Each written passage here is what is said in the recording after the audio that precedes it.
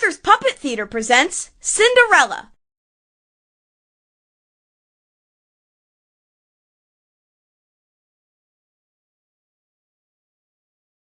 Welcome to Arthur's Puppet Theater, where you choose what happens.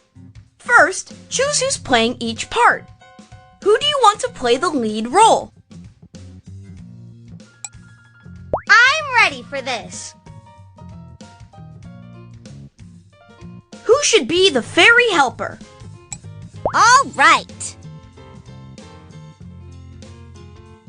Who should be the prince? Yes!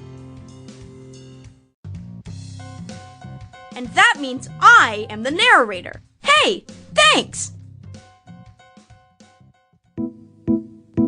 Arthur's Puppet Theater presents Cinderella, as directed by you. Once upon a time, there was a young lady named Cinderella. She lived with her stepmother and stepsisters, who happened to be of the evil sort. They made her do chores all day, and she was never allowed to have any fun. One night, Cinderella's stepfamily went to the royal ball. As usual, Cinderella had to stay home and clean. Suddenly, a fairy godmother appeared. Poof! I'm here! Ah!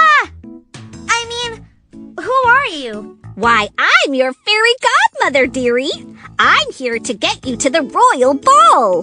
Then the fairy godmother waved her magic wand at Cinderella and said, Transformo outfitio! And quicker than you could say fashion makeover, Cinderella's rags turned into a beautiful movie star dress. Darling, it's spectacular. I'm ready for the red carpet. The fairy godmother waved her magic wand again and said, Footweario Fensimente! And in the blink of an eye, Cinderella's old shoes transformed into glass slippers. These will look amazing in my paparazzi photos. Finally, the fairy godmother waved her magic wand over a pumpkin and said, Jack-o'-lanterna transporto! And right before Cinderella's eyes, the pumpkin transformed into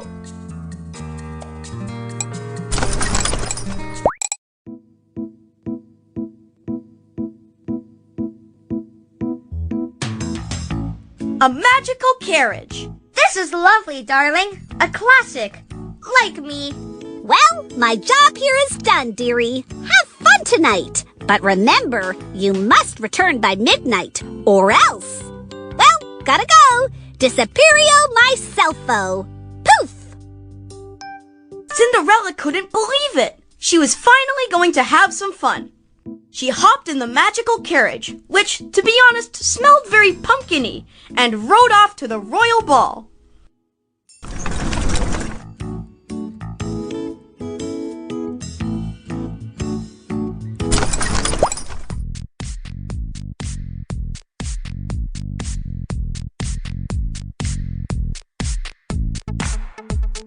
Cinderella was very excited as she entered the castle, and she soon caught the eye of none other than Prince Charming. He walked up to Cinderella and asked, If I may be so bold, do you know the new dance craze, the shake? Cinderella didn't need to think twice before she said, Yes, darling. Let's dance. We'll make sure the royal photographers get our good side. Now, as it turns out, the two of them had such a wonderful time dancing that they lost track of the time. And suddenly, the clock began to strike 12. You must return by midnight, or else Ghostio disappeario. Sorry, darling. My star power is failing. I have to go. Do not away! Oh, my heavy heart aches! Fair maiden, please grant me at least this. Tell me your name. But Cinderella had already run off, losing one of her slippers along the way.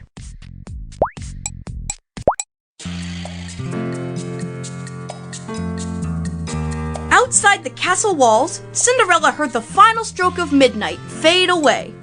Suddenly, her dress, her glass slippers, and her carriage all transformed back to their original form with a loud Cinderella exclaimed, Oh, what an amazing night. Dancing with the prince was such fun. It was a dream come true. And so Cinderella walked home, thinking about everything that had happened that night. The next morning, the prince decided to search for his future princess, and he knew just where to start. Granny's cottage from the Little Red Riding Hood story. Lady Granny, have you seen my dance partner? Not unless you danced with the big bad wolf. But the prince was determined, so he went on his way to search throughout the kingdom. Later that day, Cinderella was cleaning her stepfamily's house when she heard the knock on the door.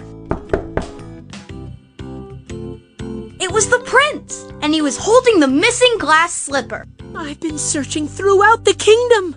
Whoever's foot this fits shall be my wife, if she'll have me, and I shall be her husband. Cinderella tried on the slipper, and of course, it fit. Ah! Such joy! I have found my true love. Me too. See you later, alligators.